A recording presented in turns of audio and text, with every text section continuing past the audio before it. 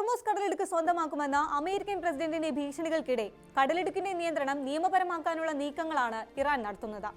കടലിടുക്കിലെയും Persian ഗൾഫിലെയും സുരക്ഷയും പ്രവർത്തനങ്ങളും നിയന്ത്രിക്കുന്നതിനുള്ള ഒരു പദ്ധതിക്ക് ഇറാനിയൻ പാർലമെന്ററി കമ്മിറ്റി അംഗീകാരം നൽകി കഴിഞ്ഞു. ഇനി അതിന്റെ തുടർ ചർച്ചകൾ കൂടിയാണ് നടക്കാനുള്ളത്. എന്താണ് ഇറാന്റെ നീക്കത്തിന് പിന്നിൽ? വിശദമായി നോക്കാം. സ്വാഗതം ഇൻഡെപ്തിലേക്ക്.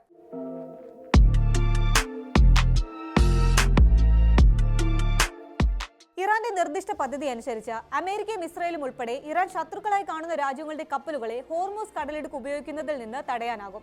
ഇറാനെ ആക്രമിക്കാൻ കടലിടുക്ക് ഉപയോഗപ്പെടുത്തിയ എന്നതിന്റെ അടിസ്ഥാനത്തിലാണ് ഈ രാജ്യങ്ങളെ പട്ടികയിൽ ഉൾപ്പെടുത്തിയിരിക്കുന്നത് എന്നാണ് വിശദീകരണം. ഹോർമൂസിന് മേൽ പിടിമുറുക്കാൻ അമേരിക്ക പലവിധ ശ്രമങ്ങൾ നടത്തുന്നതിനിടെയാണ് ഇറാൻ ഇങ്ങനെ ഒരു നിയമനിർമ്മാണത്തിന് ഒരുങ്ങുന്നത് എന്നതാണ് ശ്രദ്ധേയം. കടലിടുക്കിലൂടെയുള്ള കപ്പൽ ഗതാഗതത്തെ ഒരു പരിധിവരെ നിയന്ത്രിക്കുന്നുണ്ടെങ്കിലും അത് ഔദ്യോഗികമാക്കുക വഴി തങ്ങളുടെ സ്വാധീനം കൂടുതൽ ശക്തമാക്കുകയാണ് ഇറാന്റെ ലക്ഷ്യമെന്നാണ് വിദഗ്ധർ ചൂണ്ടിക്കാട്ടുന്നത്. ഷിപ്പിംഗ് ഡാറ്റകൾ പ്രകാരം ഹോർമൂസിലെ കപ്പൽ ഗതാഗതം വലിയ തോതിൽ കുറഞ്ഞിരിക്കുകയാണ്. കണക്കുകൾ അനുസരിച്ച് ദിനേനെ 9 മുതൽ 12 കപ്പലുകൾ വരെയാണ് ഈ വഴി കടന്നുപോകുന്നത്. പോകുന്നവയാവട്ടെ ഇറാൻ നിശ്ചയിച്ചു നൽകിയിട്ടുള്ള കപ്പൽ പാതയാണ് ഉപയോഗിക്കുന്നത്. ലോകത്തിലെ ഏറ്റവും പ്രധാനപ്പെട്ട ഊർജ്ജ ഇടനാഴികളിൽ ഒന്നായ ഹോർമൂസിലെ ഇറാന്റെ ഈ സ്വാധീനം തകർക്കാൻ അമേരിക്ക സൈനികമായി ശ്രമിച്ചെങ്കിലും അത് ഫലം കണ്ടിരുന്നില്ല. അതിനാൽ ട്രംപ് ഭരണകൂടം ചെയ്യുന്നത് ഇറാനുമേൽ സാമ്പത്തിക നാവിക ഉപരോധങ്ങൾ ഏർപ്പെടുത്തി അവരെ സമ്മർദ്ദത്തിലാക്കുക എന്നതാണ്.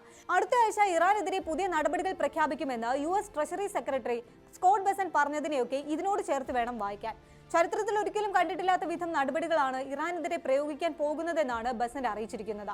ഇറാനെ സാമ്പത്തികമായി ഒറ്റപ്പെടുത്തുന്നതിന് പുറമെ ഇറാന് മേലുള്ള നാവിക ഉപരോധം അനിശ്ചിതകാലത്തേക്ക് തുടരാനും അമേരിക്ക പദ്ധതിയിടുന്നുണ്ട്.